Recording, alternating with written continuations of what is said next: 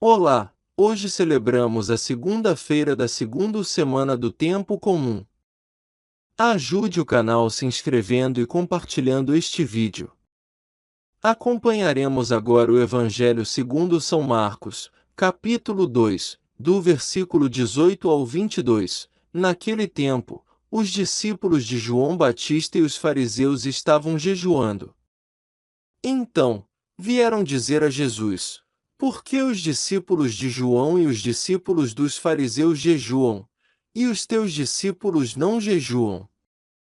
Jesus respondeu: Os convidados de um casamento poderiam, por acaso, fazer jejum, enquanto o noivo está com eles? Enquanto o noivo está com eles, os convidados não podem jejuar. Mas vai chegar o tempo em que o noivo será tirado do meio deles. Aí, então, eles vão jejuar. Ninguém põe um remendo de pano novo numa roupa velha, porque o remendo novo repuxa o pano velho e o rasgão fica maior ainda. Ninguém põe vinho novo em odres velhos, porque o vinho novo arrebenta os odres velhos e o vinho e os odres se perdem. Por isso, vinho novo em odres novos. Palavra da salvação. Glória a vós, Senhor. Hoje, vamos explorar esta leitura do Evangelho segundo São Marcos, especificamente o capítulo 2, versículos 18 a 22. Este trecho narra uma cena onde os discípulos de João e os fariseus praticavam o jejum, segundo a tradição judaica, enquanto os discípulos de Jesus não jejuavam. Essa discrepância gerou um questionamento para Jesus. Por que seus discípulos não jejuam? Para entender melhor a resposta de Jesus, vejamos como esta passagem foi interpretada por grandes santos da Igreja e o que os papas contemporâneos têm a dizer sobre ela. Jesus, ao ser questionado, utiliza uma metáfora para explicar sua posição sobre o jejum. Podem os amigos do noivo jejuar enquanto o noivo está com eles? O tempo virá quando o noivo lhe será tirado, e então, naquele dia, jejuarão. São Teofilacto nos ensina que esta passagem aponta para uma nova era na relação entre os homens e Deus. Ele destaca que, com a chegada de Cristo, os discípulos estão na presença do noivo, vivenciando um tempo de alegria e plenitude, o que contrasta com a prática do jejum, tradicionalmente uma ação de penitência e espera. Santo Agostinho faz uma analogia similar. Ele lembra que as práticas religiosas devem refletir o contexto espiritual vivido. Assim, a simbologia do noivo presente indica que a presença de Cristo transforma completamente a experiência de fé. Santo Agostinho enfatiza que o jejum simboliza a espera pela vinda de Cristo, e quando ele está presente, o foco está no júbilo da sua presença. São Beda acrescenta uma reflexão sobre os odres novos e o vinho novo.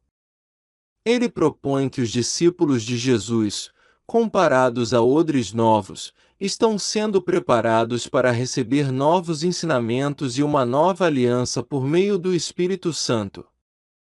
Ainda segundo São Beda, tentar aferir as novas práticas do Evangelho às tradições antigas seria tão inadequado quanto colocar vinho novo em odres velhos. Para ampliar essa visão, podemos recorrer às lições dos papas contemporâneos. São João Paulo II, em suas catequeses, destacava sempre a renovação espiritual trazida por Jesus.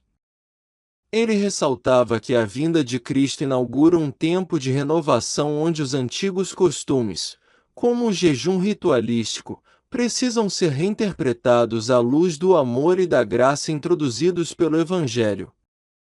Papa Bento XVI contribui para nossa reflexão ao enfatizar a centralidade de Cristo como noivo da Igreja. Em suas instruções, ele menciona que o relacionamento com Cristo não é um conjunto de regras, mas um relacionamento vivo que infunde alegria e uma transformação pessoal interior. Papa Francisco, em várias homilias, relembra que a essência do Evangelho é a alegria do amor de Jesus. Ele nos convida a refletir sobre a importância de nos livrarmos de estruturas arcaicas que possam nos impedir de vivenciar plenamente a graça que Cristo nos oferece. O jejum, segundo Francisco, pode ser compreendido não apenas como uma abstinência alimentar, mas como um exercício de oferecer-se ao serviço do próximo e da comunidade em amor.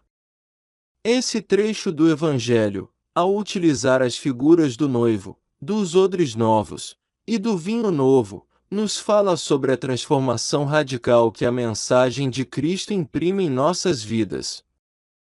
Ele nos desafia a abandonar antigas amarras e abrir nosso coração para as novas realidades espirituais que o Espírito Santo nos oferece. Afinal, como nos ensina Santo Agostinho, ama e faz o que quiseres, lembrando-nos que o cerne do ensinamento de Cristo está no amor e na união com Ele, mais do que na conformidade cega a rituais. Permaneçamos atentos a esta lição, buscando sempre entender e aplicar o Evangelho em nosso cotidiano com novos olhos e renovado espírito de esperança, prontos para receber e viver esta alegria transformadora que é Cristo em nosso meio. Até amanhã!